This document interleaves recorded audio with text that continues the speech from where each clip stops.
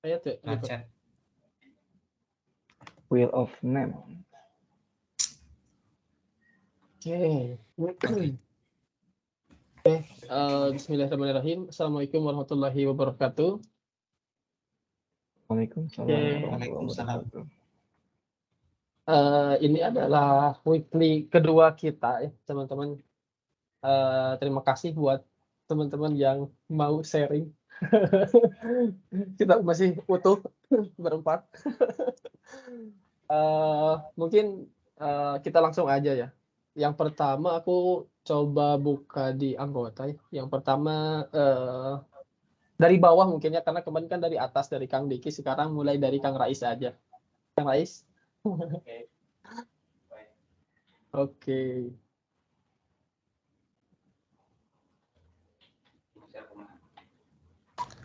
Oke, makasih Kang Fikri. Suara saya jelas, Kang? Jelas, jelas. Oke.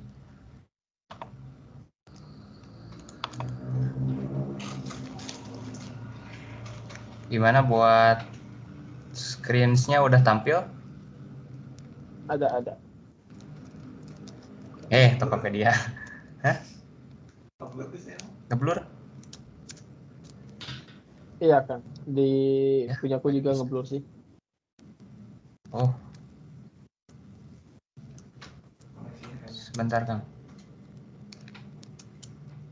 Kayaknya ini si aplikasi Microsoft Teams-nya nimpah, Kang. Nimpah itu. Gimana? Iya, nah ya. Gue matiin dulu ya. Oke.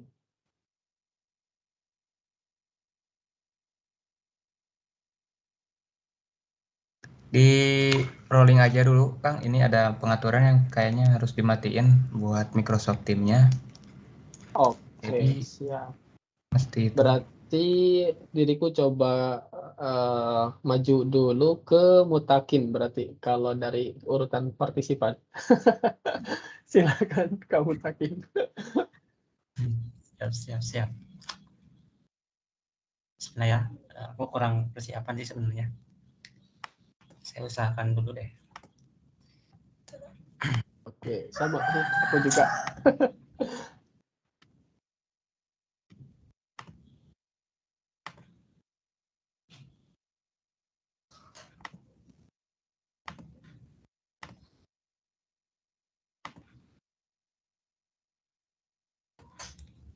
Udah tampil belum? Belum. Nah, udah. Aman. Kalau aku pindah workspace, tampil nggak? Aman. Tampil full. Ada tulisan start system nggak? Ada. Oh, siap. Langsung mulai aja ya. Bismillahirrahmanirrahim. Assalamualaikum warahmatullahi wabarakatuh. Selamat sore teman-teman semuanya. Kali ini untuk sesi yang kedua ya, saya akan membawakan materi start system, terutama di proses interview. Nah, apa sih start system itu? Nah, menurut definisinya gitu, start system is teknik interview yang mana dapat bekerja untuk semuanya dalam sesi interview. Nah, start system ini terdiri dari 4 metode ya. Yang pertama itu dari huruf S-nya, yaitu situation, huruf T-nya itu task, dan huruf A-nya itu action, dan terakhir huruf R-nya itu result. Nah, apa sih situation itu? Situation adalah kondisi atau kondisi dari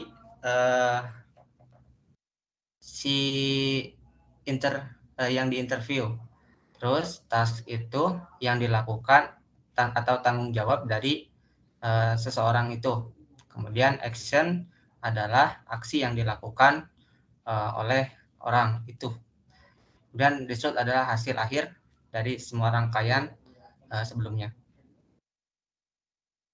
Nah, kenapa sih sistem STAR ini bekerja ya terutama di proses interview?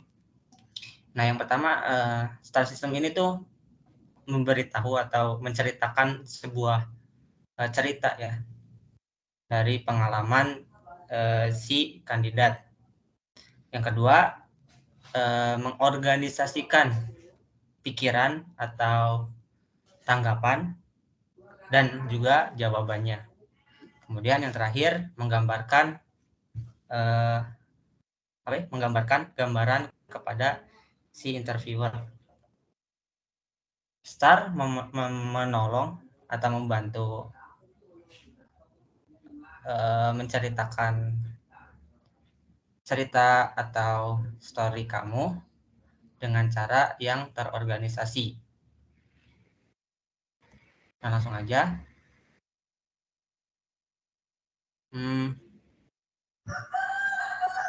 Apa yang dimaksud dengan menceritakan sebuah pengalaman atau cerita ya?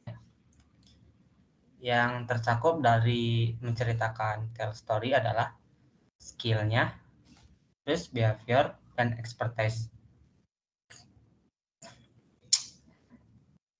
Cara melatih metode STAR ini yaitu dengan merecord, kemudian merevisi, dan kemudian mereview hasil akhirnya. Merecord story pekerjaan sebelumnya, kemudian mendeskripsikan pencapaian menggunakan STAR system, kemudian revise and edit record tersebut, kemudian nantinya akan direview di akhir untuk persiapan job interview.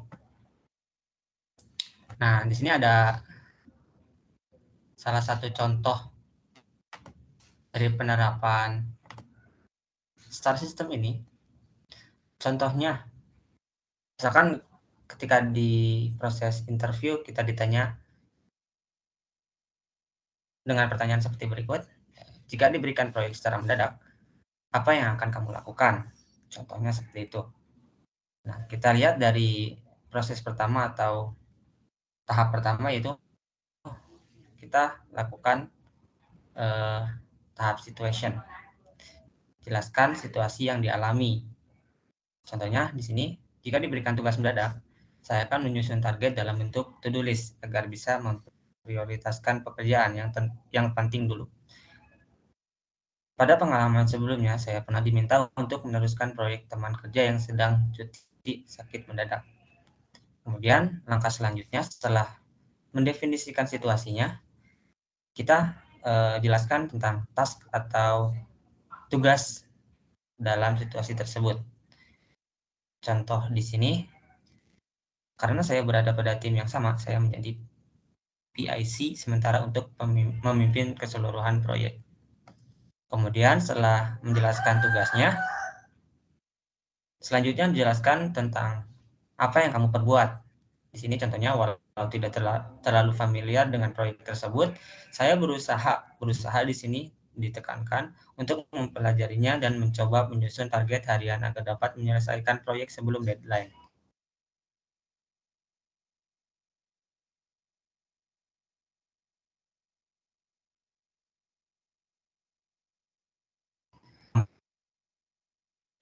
Hasil dari 3 step sebelumnya. Contohnya di sini, karena sistem ini pada akhirnya saya bisa membantu teman kerja saya menyelesaikan pekerjaan 2 hari sebelum deadline.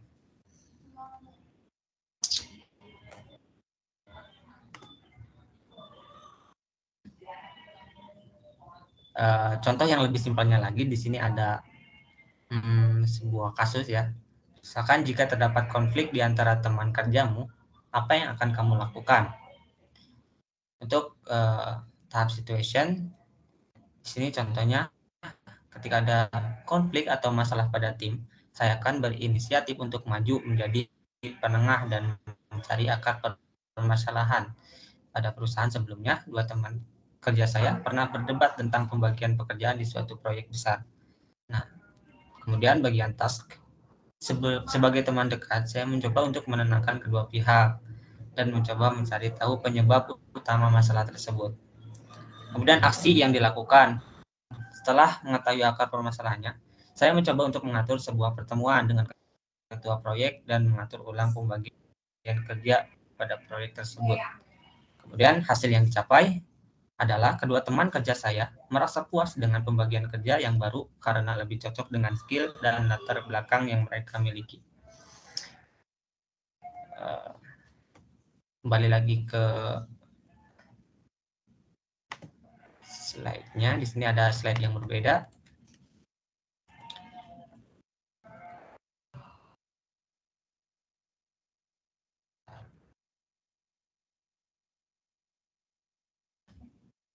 Apa sih kita harus melakukan atau menggunakan STAR metode ini, STAR system ini? Yang pertama itu mendemonstrasikan kompetensi kita kepada disebutnya interviewer. Kemudian mendemonstrasikan kemampuan. Kemudian agar jawaban kita itu terstruktur dan terorganisasi.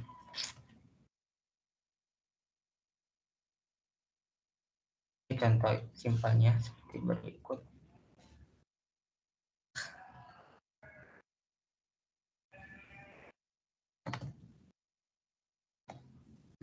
Dengan menggunakan STAR system ini, kamu dapat mengcover setiap aspek dari situasi dan memberikan jawaban kepada interviewer dengan jawaban yang clear dan dapat dipahami. Seperti itu. Mungkin untuk pemaparan materinya seperti itu. Jika ada pertanyaan, mangga disampaikan. Kemudian saya kembalikan ke moderator. Wah, keren Kang. Keren sih, apresiasi banget Kang Mutakin. Thank you udah sharing. Jadi ini ya, berarti si STAR system ini buat si orang yang diinterviewnya gitu ya. Misalnya saya diinterview, saya mempersiapkan dulu gitu. Kayak gitu ya. Betul, Kak. Keren. Berarti bisa kita coba share sih ke teman-teman yang mau masuk ke UKM kita sebelumnya gitu. Siap. Bisa gitu. Menarik. Dari teman-teman yang lain mungkin ada pertanyaan? Atau mungkin tambahan lah yang kalau misalkan ditanya aku belum tentu siap gitu. Boleh. Dari yang lain gimana?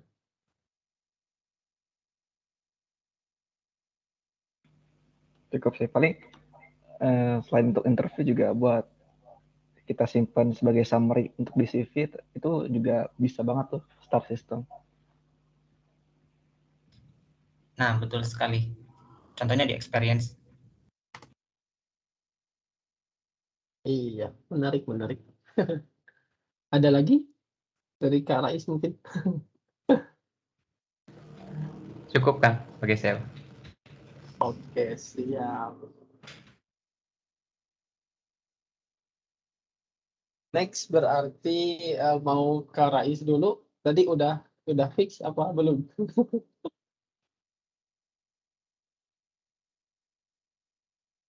Masih mute kan? Atau Kayaknya mau aku mau coba aja. Coba dulu ya. Oke, siap. Oke, boleh. Gimana sekarang? Udah tampil? Tampil ya? Aman. Jernih. Jadi mantap. Udah tampil ya? Tampil? Oke. Sebelumnya saya ucapkan terima kasih buat Kak Fikri yang udah berikan kesempatan saya di sharing session kali ini. Sebenarnya saya mau ngangkat yang non teknik, jadi ya dari kemarin kan teknik, yang sekarang non teknik itu. Apa yang saya sampaikan ini sebenarnya masih harus saya lakukan. Jadi di sini saya mau sharing aja, bukan berarti kalau saya itu seorang praktisi di apa yang saya bahas. Yang pertama saya akan membahas tentang belajar. Jadi bagaimana sih cara supaya kita belajar atau menempuh gitu apa yang akan kita capai dengan cara belajar. Yang pertama, apa sih yang diperlukan dari yang namanya belajar? Yaitu niat. Apa yang akan kita lakukan dari belajar ini adalah niat yang mesti kita siapkan. Yang pertama, niat kita harus baik dan harus lurus gitu. Jangan sampai niat kita apa yang akan kita pelajari itu hanya untuk menjatuhkan orang lain, hanya untuk ajang balas dendam yang cuma memuaskan hati aja dan sebagainya. Jadi jangan sampai niat kita seperti itu. Alangkah baiknya niat kita sebagai tulus seperti untuk mengangkat kebodohan di diri kita, untuk mengangkat kebodohan di orang lain, ataupun hal-hal yang membuat manfaat bagi kita dan orang lain. Jadi jangan sampai yang pertama niat kita itu salah dalam belajar. Supaya apa? Supaya tujuan kita jelas dan niat itu menjadi sebuah energi buat kita belajar. Dilanjut adalah cara belajar.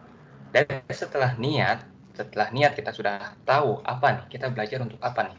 Kita belajar untuk, misal nih, kita belajar untuk, aku nih pengen bisa sharing ke orang lain gitu. Dengan cara belajar, kita udah punya niat, udah punya tujuan akhir di mana gitu. Nah, cara belajar ini adalah sesuatu hal yang akan kita tempuh dari niat tersebut. Misal, kita akan bisa, aku ingin expert di suatu bidang. Aku ingin bisa membuat sebuah aplikasi yang berguna bagi orang lain. Nah, dengan cara belajar ini kita mulai bertahap dari apa sih yang harus kita tempuh dari akhir di niat itu tersebut. Maka daripada itu, cara belajar adalah hal yang perlu kita perhatikan. Jangan sampai ketika kita belajar tidak bertahap itu akan membuat kita lemah dan ujung-ujungnya kita putus di tengah jalan. Jadi cara belajar adalah suatu hal yang mesti kita perhatikan. Setelah niat dan cara belajar, kita masuk ke ikut komunitas. Nah, dari apa yang kita pelajari, misal niat kita nih udah bagus nih. Lalu yang kedua, cara belajar kita udah bagus. Namun suatu saat, kita tuh nggak ikut komunitas. Ilmu kita hanya berada di lingkungan apa yang ada di pikiran kita. Jadi ngerasa, kayaknya aku tuh udah cukup deh seperti ini. Atau mungkin karena tidak ikut komunitas, kita nggak tahu atau nggak hafal hal-hal yang ada di luar sana. Dari segi ilmu, kita mungkin saja bisa hal yang mendapatkan, ya kita menganggap kalau kita luar biasa. Tapi dari segi komunitas, banyak hal-hal yang belum kita ekspor, atau kita explore maksud saya, yang nggak kita dapat kecuali kita ikut komunitas. Maka daripada itu, diikut komunitas itu bisa membuat diri kita sadar bahwa kita harus lebih semangat berjuang untuk belajar, dan kita nggak menutup untuk diem mulu di diri sendiri. Maka daripada itu, setelah niat bagus, cara belajar bagus, dan ikut komunitas, kita perlu sharing di komunitas tersebut. Nah, di sharing itu seperti ucapan ya, bahwa sebuah ilmu itu jika dibagi itu tidak akan berkurang, namun akan terus bertambah. Maka daripada itu, sharing adalah suatu cara yang membuat kita akan terus dengan ilmu tersebut, akan ingat terus dengan ilmu tersebut. Jadi jangan sampai tanpa sharing kita akan lupa sedikit demi sedikit. Ingat, seperti seorang guru atau seorang pengajar itu akan terus mengulang materi-materinya, sehingga di akhir, maksud saya bukan di akhir, di umur tuanya itu akan tetap mengingat apa yang telah ia sharing. Karena apa? Karena ilmu jika di-sharing atau dibagikan itu akan bertambah, bukan berkurang. Namun dari banyaknya cara seperti itu, kita mendapat problem, yaitu kita problem dengan tergesa-gesa saat mencari ilmu.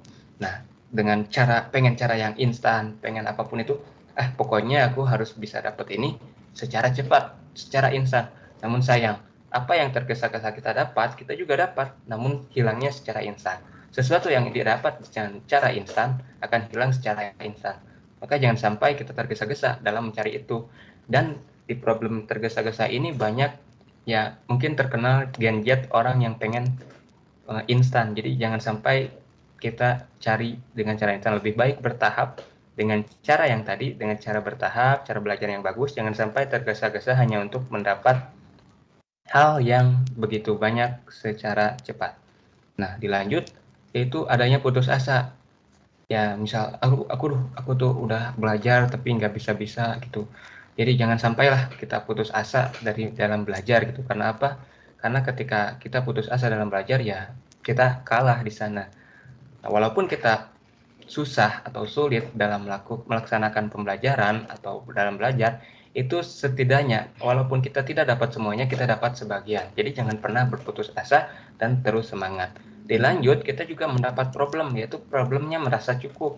Setelah kita belajar ke sana ke sini dengan cara belajar yang bagus ataupun namun karena memang ya manusiawi gitu merasa cukup, kayaknya aku tuh udah ya jangan aja, udah belajar cukup aja sampai di sini, kita tuh udah kayaknya aku tuh udah bisa segalanya gitu, kita tuh udah bisa aja nih kayak gini aja udah cukup, udah bisa buat bekal aku di kemudian hari. Nah, di merasa cukup ini rata-rata berada di awal fase pembelajaran. Mungkin kita merasa, wah kayaknya udah banyak banget hal yang udah kita perjuangkan, udah kita luangkan dari waktu, tenaga, dan pikiran untuk belajar itu. Sehingga timbullah kayaknya aku udah merasa cukup nih.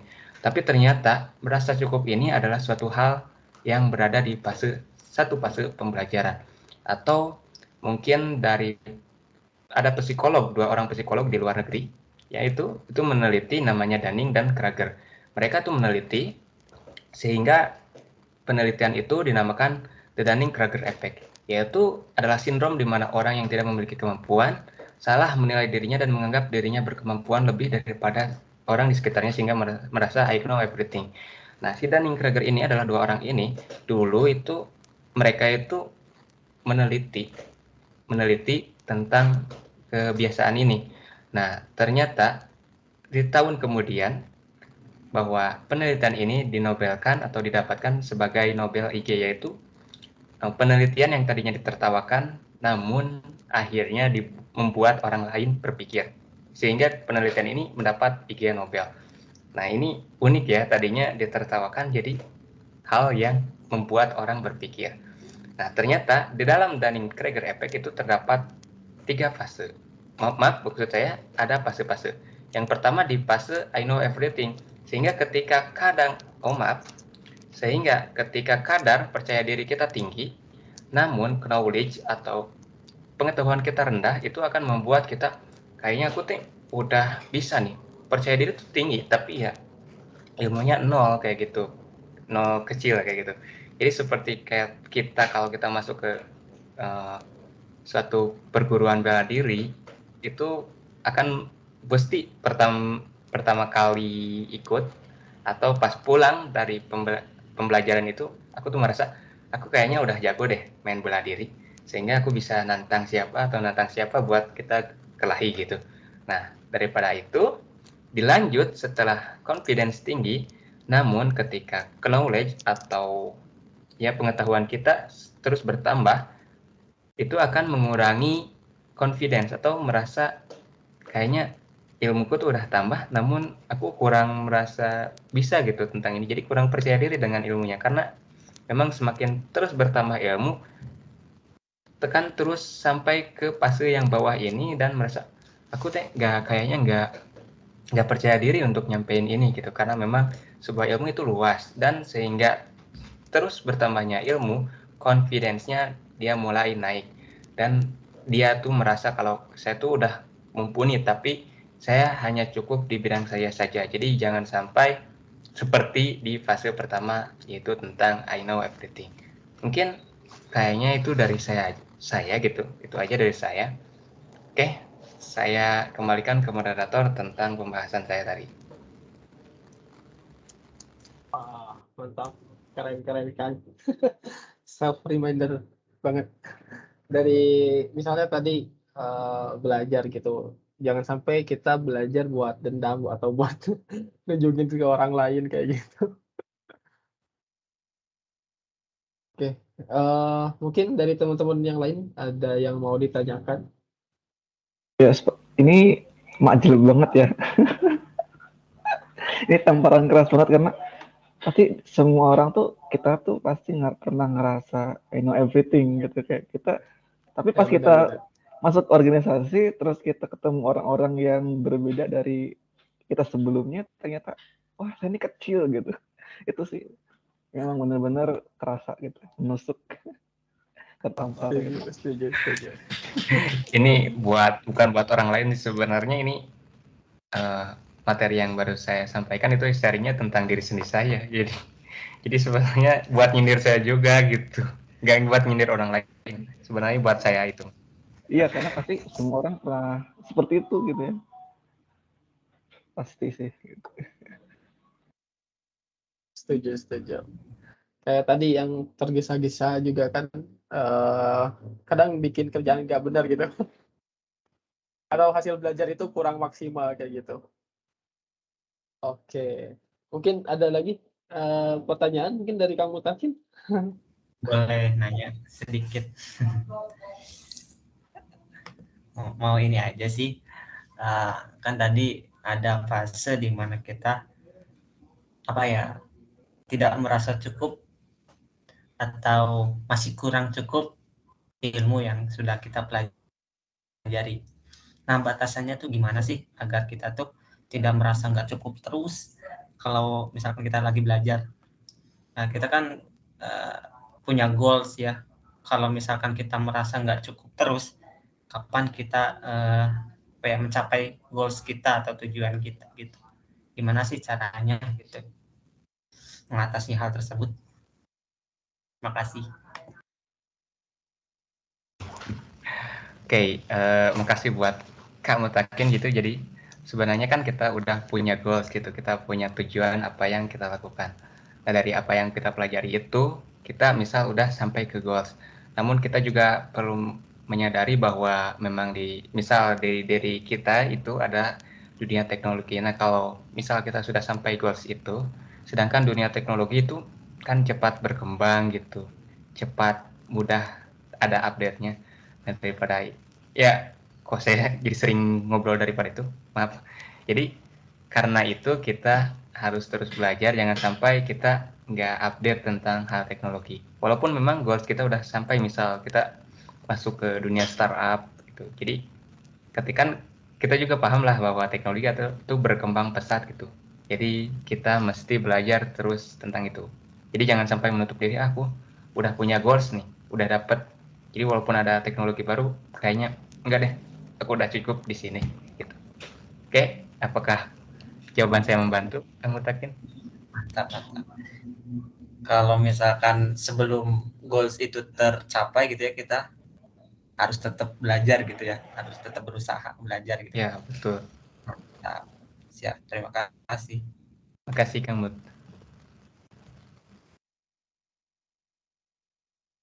Oke, kalau nggak ada lagi berarti boleh dilanjut ke Kang Diki. Silakan. Oke, siap.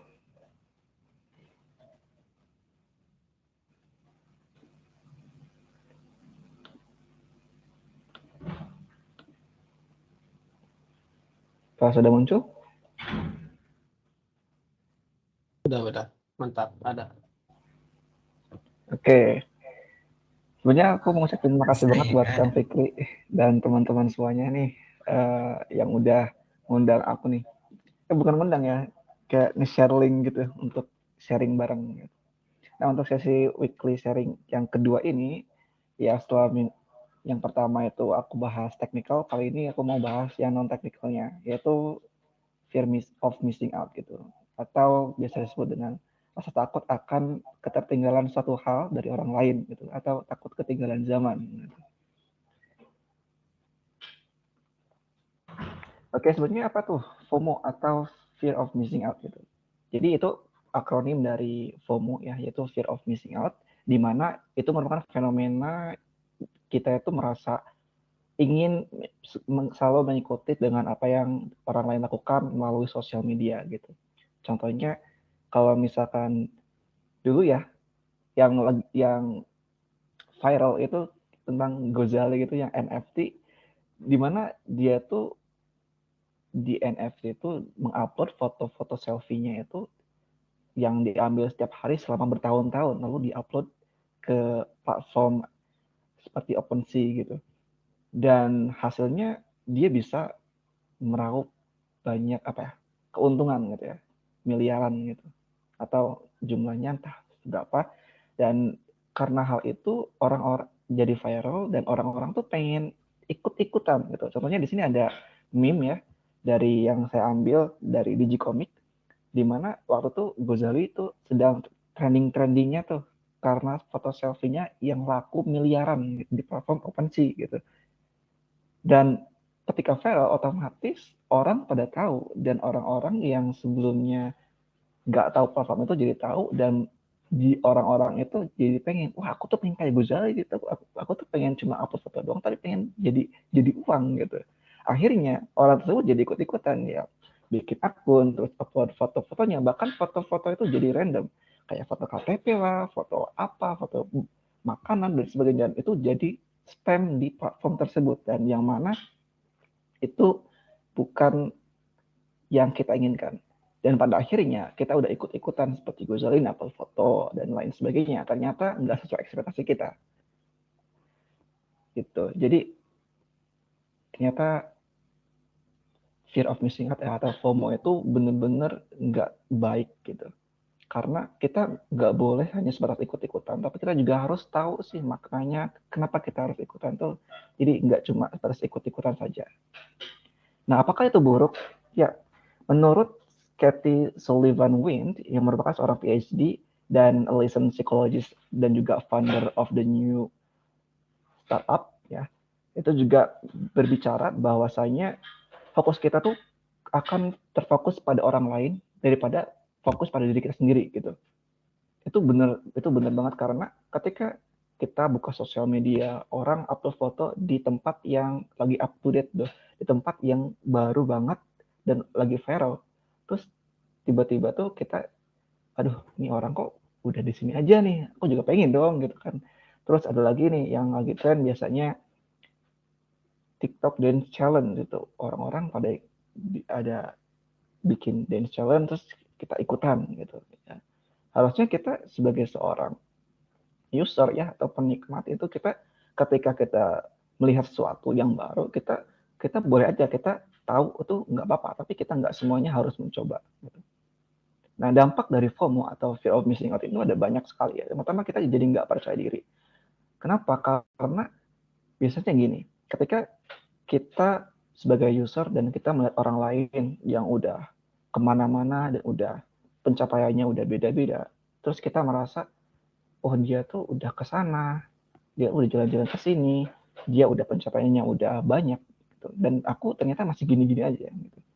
Lalu selain itu kita juga akan merasa cemas dan stres gitu, cemas karena kita pengen pengen pengen sebanding sejajar sama orang itu.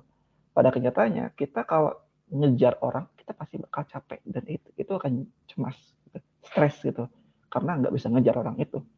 Kalau kita akan jadi overthinking karena kita nggak bisa sejajar sama orang itu, kita nggak bisa ngikutin yang sekarang lagi tren, karena entah itu karena alasan finansial ataupun yang lainnya. Lalu kita juga selain itu menjadi insecure karena kita nggak bisa seperti orang lain, nggak bisa mengikuti gitu. Misalkan kita lihat artis A beli brand terbaru gitu, dan terus kita sebagai pengguna sosial media, kita melihat artis tersebut dan kita pengen beli, tapi secara finansial kita nggak bisa, kita nggak mampu. Dan itu otomatis ketika kita melihat teman-teman kita mengikuti si brand artis A tersebut yang membeli brand tersebut, maka kita akan jadi insecure karena kita nggak mampu untuk membelinya. Gitu.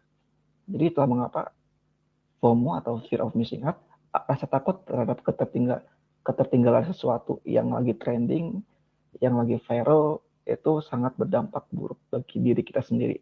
Gak cuma diri kita sendiri, tapi juga untuk orang lain, terutama untuk keluarga, apalagi yang menyangkut ke ranah finansial.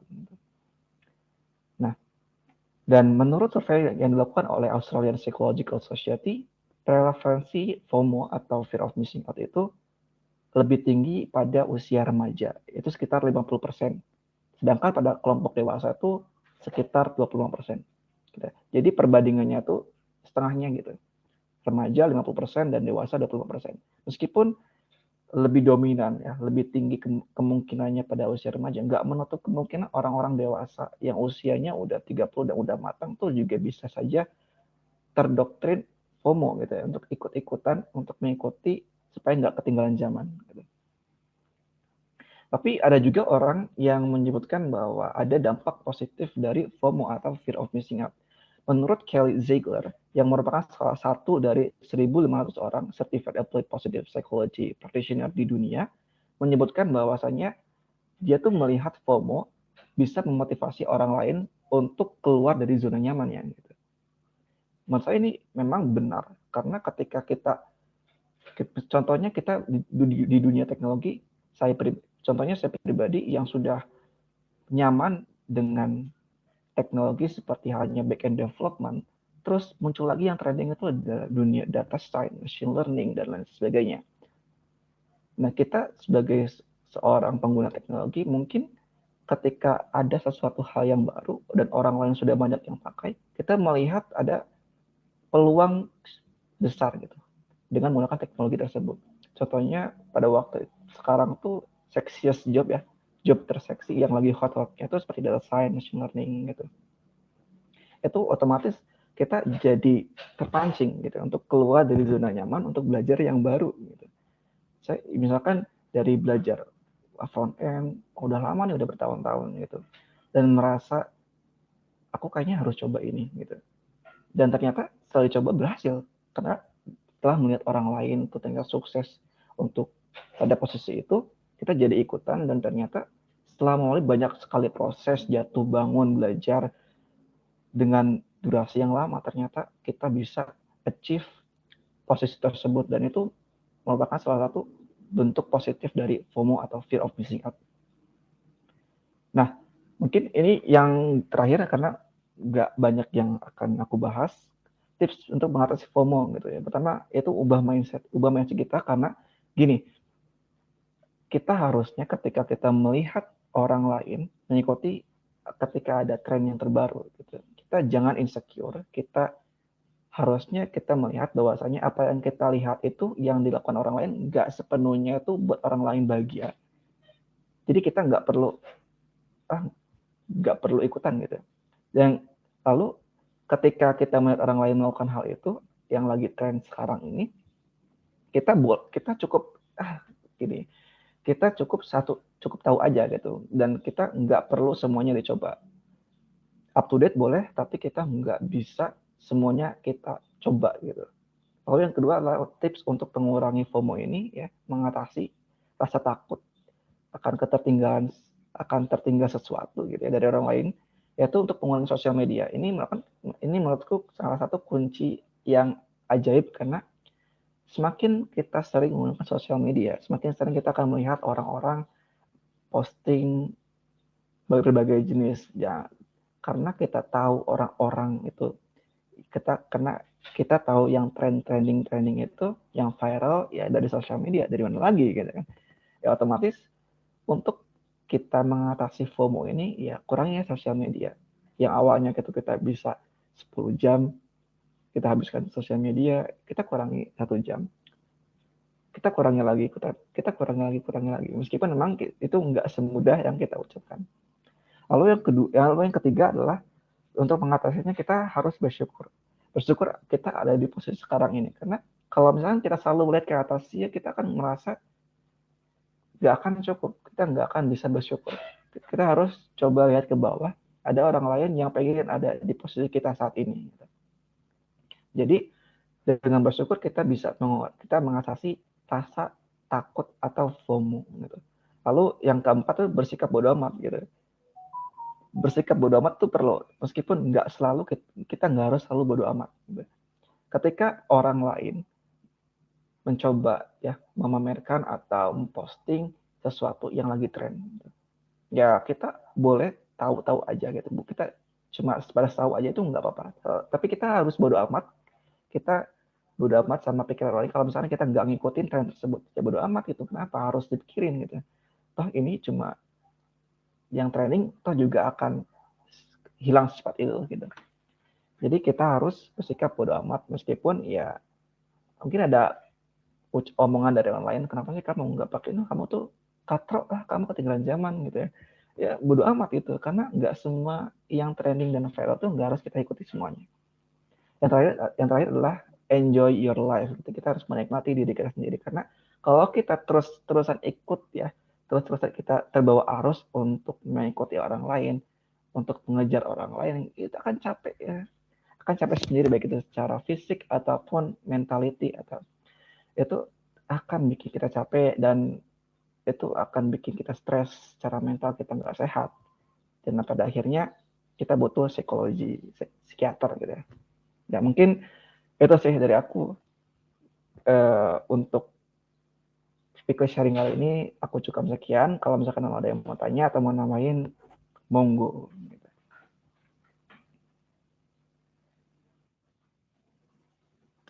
Keren Kang. FOMO itu berarti ya gak selamanya negatif gitu. Kita ada contoh positifnya juga tadi, kayak yang misalnya coba belajar apa gitu dengan orang lain tapi ternyata sukses juga kayak gitu ya Kang.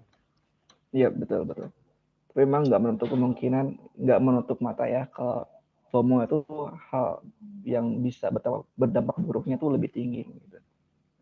Asalkan kita bisa kontrol diri aja gitu. Setuju. Salah satunya tadi sih yang sosmed itu perlu banget dikurangin bahkan dari diriku sendiri gitu. Betul sekali, betul. Perlu banget buat detox sosmed. Iya, betul. Setuju. Mungkin ada pertanyaan dari Kang Rais atau Kang Mutakin?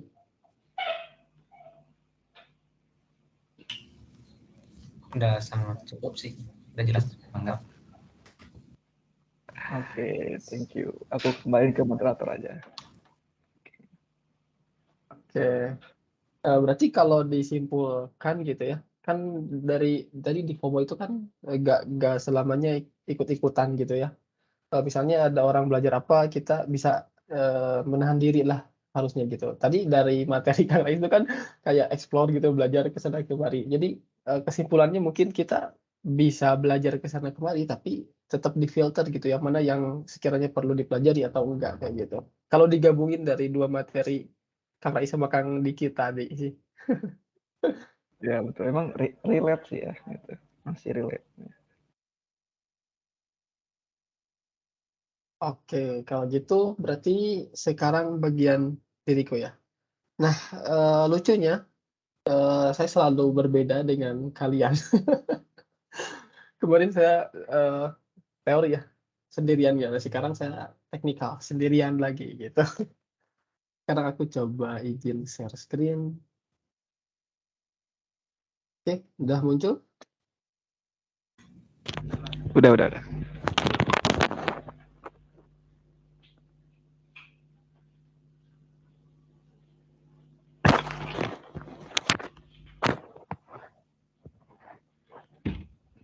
Oke.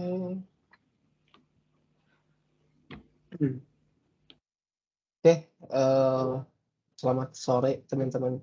Terima kasih buat teman-teman yang sudah mau sharing gitu ya denganku di Algensi gitu. Sekarang giliranku buat coba sharing tentang pengalamanku belajar kembali fundamental JavaScript di kursus di Udemy gitu. Nah, apa yang saya dapat di kursus itu, yang pertama saya bisa memahami fundamental JavaScript. Nah, ini maksudnya lebih dalam ya teman-teman. Jadi yang sebelumnya mungkin tadi mirip sama dengan materinya Kang Rais, kita di awal merasa bisa kayak gitu terus jatuh ke bawah gitu. Nah, saya sebelum magang dikasih pre-course gitu, ya pelajaran sebelum masuk gitulah intinya ya. Yaitu tentang fundamental JavaScript. Nah, setelah dipelajari ternyata banyak sekali yang saya belum tahu sebelumnya kayak gitu. Jadi di kursus ini saya bisa dapatkan semua itu. Lalu yang kedua ada memahami cara kerja DOM yang ternyata ada hal menarik di cara kerja DOM ini yang baru saya tahu juga. Lalu ketiga memahami cara kerja JavaScript di balik layar. Lalu empat ada banyak ya, ada web API, asynchronous dan lainnya gitu. Terlalu banyak untuk disebutkan. Nah, ternyata yang saya pelajari di kursus itu adalah DOM bukanlah JavaScript gitu. Untuk orang awam seperti saya sebelumnya gitu, DOM itu saya ngiranya JavaScript gitu, ternyata bukan. Dokumen.querySelector, text context, ternyata itu bukan JavaScript, tetapi API milik browser gitu, yang bisa digunakan oleh JavaScript gitu. Jadi web API browser ini ada banyak, salah satunya DOM method dan property dan lainnya juga di sini ada banyak sebetulnya.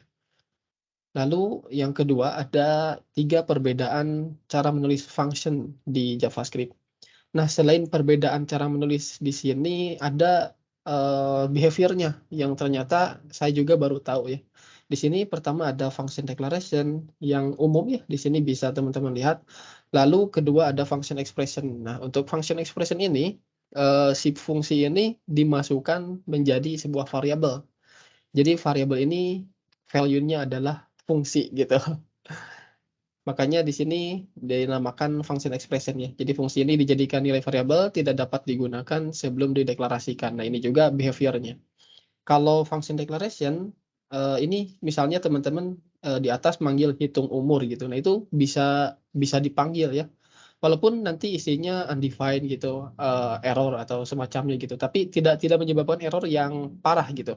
Berbeda dengan function expression, ini akan error error yang parah gitu. Artinya sorry, artinya tidak akan terpanggil atau error merah gitu kalau yang declaration sekedar undefined aja gitu. Nah, untuk error function ternyata di sini behavior-nya adalah tidak memiliki kata kunci this. Oke. Tidak memiliki kata kunci this. Nah, kalau bisa saya tunjukkan ya teman-teman di sini, ini adalah hasil belajar saya. Seharusnya teman-teman familiar ya dengan yang ada di sini. Sebuah objek ketika memiliki metode ya, dia bisa memanggil kata kunci this ya kan. Nah, di sini menggunakan function expression. Nah, di sini kata kunci this ini bisa memanggil ke year. Nah, kalau kita menggunakan ini ya, arrow function, dia tidak memiliki kata kunci this. Ketika kita memiliki function, kan tadi di function itu punya ini ya, punya kata kunci this. Jadi dia itu akan memanggil this miliknya sendiri. Kalau function itu nanti akan dipertegas lagi di berikutnya. Kata kunci this itu default-nya adalah undefined. Nah, makanya di sini ketika di dalam method ada membuat function baru, dia tidak bisa memanggil ke kata kunci this milik objek itu. Jadi dua tahap gitu. Maka solusinya adalah membuat variabel self ya di sini. Ada self adalah this. Jadi di sini manggilnya itu this. Nah, maka itu bisa. Kalau kita menggunakan arrow function, nah ini walaupun tidak memiliki kata kunci this ya, ini menjadi salah satu keuntungan juga di beberapa kasus. Jadi di sini kita menggunakan arrow function bisa langsung manggil ke si objeknya kayak gitu. Jadi karena tidak punya undefined, tidak punya kata kunci this yang mana nilainya itu undefined kalau di function, dia akan ngelihat ke atas gitu, lookup. Jadi kayak variabel kalau tidak ada di lingkup lokalnya, dia akan melihat ke lingkup globalnya yang di atasnya kayak gitu. Jadi ketika di sini tidak memiliki kata kunci this, maka dia akan melihat this yang di atas itu yang mana, yaitu yang objek. Nah, itu jadi salah satu keuntungan juga dari arrow function. Jika dilihat di sisi lainnya itu sebuah kelemahan misalnya kayak gitu. Oke, nah ini hoisting. Hoisting itu yang tadi ya. Ketika kita memanggil function declaration, expression, dan arrow function ada behavior tertentu. Di sini function declaration hoisted. Hoisted itu yang tadi, yang diangkat maksudnya gitu. Di sini iya. Value-nya itu iya ya. Jadi ketika kita panggil hitung umur di atas, nah di sini ini muncul. Ini harusnya aku lupa lagi sih. Tapi intinya dia bisa gitu. Seingatku harusnya undefined. Mungkin ini aku lupa tulis atau gimana ya.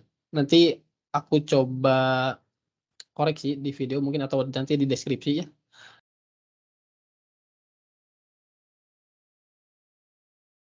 Nah, yang intinya dia bisa terpanggil atau tidak menyebabkan error. Walaupun undefined tapi dia tidak akan error.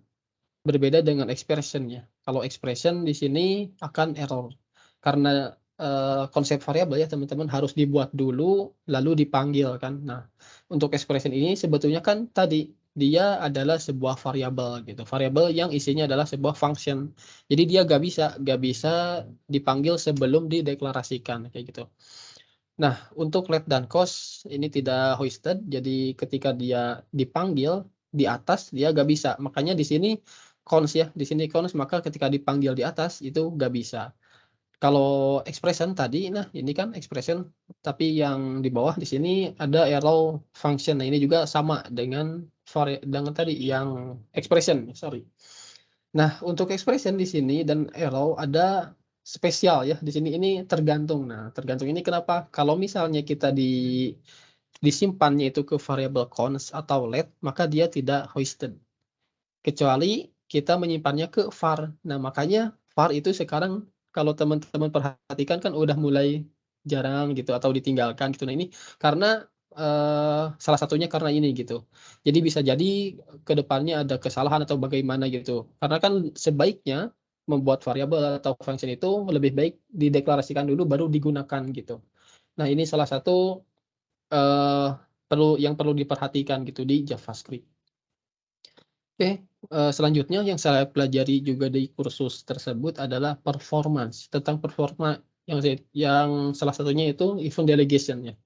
Kalau sebelumnya, teman-teman pernah lihat ketika klik fitur, maju ke bawah gitu ya, operation ke section operation kayak gitu. Nah biasanya kan yang umumnya itu menggunakan seperti ini, kita cari, menunya lalu kita cek ya, ketika diklik kita geser ke bawah. Nah ada, yang lebih baik gitu, di sini menggunakan event delegation. Jadi kita yang dikliknya itu, yang diceknya itu si parent-nya malah. Jadi navlinks, nah di sini kan ada navlinks berarti parent-nya gitu ya, beda dengan navlink ini satuannya gitu atau item-nya. Jadi yang diklik itu navlinks. Nah, tapi di bawah dicek yang diklik itu bagian mana gitu. Apakah navlink ataukah di tombol ataukah di header-nya misal atau di navlinks-nya, di parent-nya, kita nggak tahu. Nah, makanya kita dicek. Misalnya ketemu, nah kita cek ID-nya, kita pergi ke sana gitu. Kalau kita menggunakan yang sebelumnya, di sini kan, for each ya, teman-teman bisa dicek. Nah, gimana kalau kita punya banyak link gitu, misalnya puluhan atau bahkan ratusan, berarti kita punya banyak event klik dong gitu. Nah, itu akan menyebabkan, delay ya atau lemot gitu ke website kita gitu. Nah, ini yang saya pelajari di kursus tersebut. Salah satu, perbaikan lah untuk diri saya gitu. Kemudian scroll event. Nah, ini juga menarik ya, yang saya pelajari yaitu tentang ini ada intersection observer. Kalau biasanya, kita lihat di internet itu ketika ingin cek scroll itu kan, ada event scroll ya yang umum lah teman-teman kemungkinan besar udah tahu gitu. Ketika kita scroll sekecil apapun di konsol misalnya dicek itu akan muncul, walaupun kita belum membutuhkannya gitu. Nah berbeda dengan intersection observer. Nah dia akan muncul ketika di section tertentu aja. Misalnya di sini ada ke header ya. Nah di sini header misalnya di ketinggian tertentu atau di posisi tertentu dia akan muncul gitu. Jadi ketika tidak di posisi yang kita inginkan, ketika di scroll itu nggak ada muncul ke konsol log gitu. Nah ini juga salah satu perbaikan performa yang saya dapatkan gitu. Jadi website kita itu nggak akan, berat gitu ya teman-teman. Salah satu penerapannya juga kalau teman-teman pernah lihat, kayak misalnya section testimoni gitu kan ada ke samping gitu ya. Misalnya satu section itu ada satu testimoni, nah per section itu ada 5 misalnya. Nah misalnya ada fitur ketika kita klik arrow kanan dia akan maju, ke kiri maka dia akan mundur gitu. Nah itu kan misalnya ya, misalnya ada sebelum di section tersebut gitu kan, ketika kita klik itu iseng-iseng misalkan itu akan pindah gitu. Bisa memberatkan juga atau gimana kalau ada kasus yang keyboard-nya itu udah, error gitu misalnya, itu kan akan, kerja gitu si browser itu. Nah maka dengan intersection observer dia bisa, mengecek hanya ketika si testimoni itu ada di view aja, dia akan menjalankan fungsi tersebut gitu. Jadi ketika dia tidak muncul di view atau di layar lah ya intinya gampangnya, dia nggak akan bisa maju walaupun kita klik gitu. Jadi dia dia bisa tahu itu gitu. Itu salah satu, menariknya yang saya dapatkan di kursus kemarin gitu. Lalu tentang sinkronus. Nah, sebagian besar di JavaScript itu sinkronus ya. Karena dia memiliki satu thread ya, teman-teman. Jadi programnya dieksekusi, satu baris gitu. Lalu kode berikutnya akan menunggu gitu. Maka prosesnya akan menghalangi gitu. Nah, yang seperti apa? Yang seperti ini. Kalau teman-teman pernah lihat alert, misalnya di website apa gitu ya, dimunculkan alert gitu. Nah, dia nggak akan ke load dulu si website lainnya, konten lainnya di browser gitu. Dia akan menunggu oke dulu nih. Kalau nggak di oke, dia nggak akan nge-load gitu. Teman-teman kemungkinan besar udah pernah lihat lah kasusnya kayak gitu. Jadi dia nggak akan muncul kecuali alertnya udah hilang gitu. Harus di oke dulu, baru dia akan ke load yang lainnya. Nah, ini tadi ya, dia menghalangi eksekusi yang lainnya karena sifatnya sinkronus gitu ya, dan satu thread gitu. Dia nggak bisa ngejalanin banyak program, banyak perintah sekaligus gitu. Nah, lalu solusinya gimana kalau misalnya kita membutuhkan pemanggilan data gitu di luar gitu. Nah, dia ada asinkronus gitu ya. Dia dieksekusi di background gitu. Jadi dia tidak menghalangi atau non blocking. Jadi misalnya di sini ada function asinkronus, dia akan dilempar ke background gitu. Lalu eksekusi yang lainnya, function yang lainnya akan dieksekusi. Lalu dia setelah selesai pergi. Nah, ketika dia sudah kosong, nah di background ini akan kembali dieksekusi oleh JavaScript-nya. Gitu teman-teman. Mungkin sekian dari diriku. Kalau ada pertanyaan boleh ditanyakan.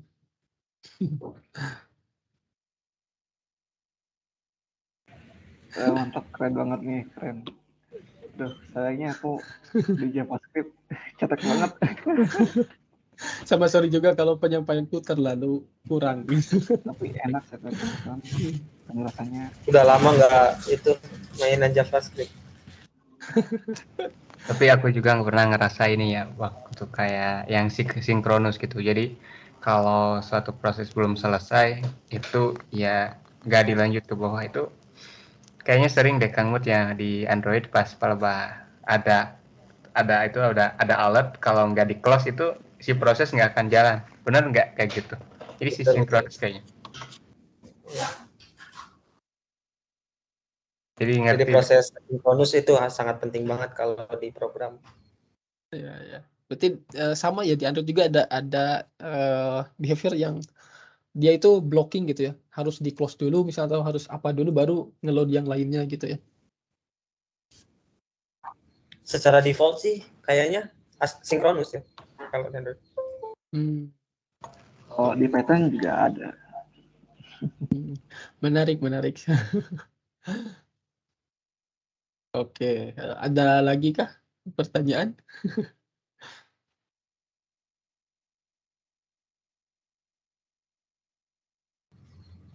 Dari Ya, aku cukup sih. Oke, siap.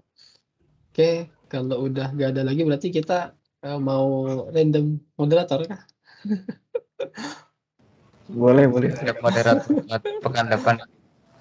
Oke, berarti yang dimasukin cuma Kang Diki sama Mutakin ya?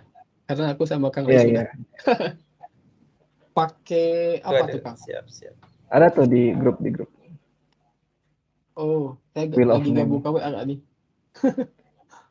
Wheel of Name. Lumayan? WHEEL. Oh. Nah.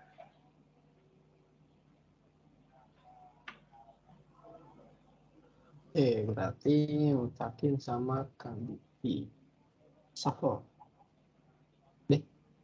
Oh, spin ya. Gimana tuh? Iya, spin. Diputar aja. Klik to spin, oke. Ayo. Mutakin. Oke. Lagi ngundi apa nih? Belum masih muter. Waduh. Udah benar. Siap. Oke. Aku screenshot deh.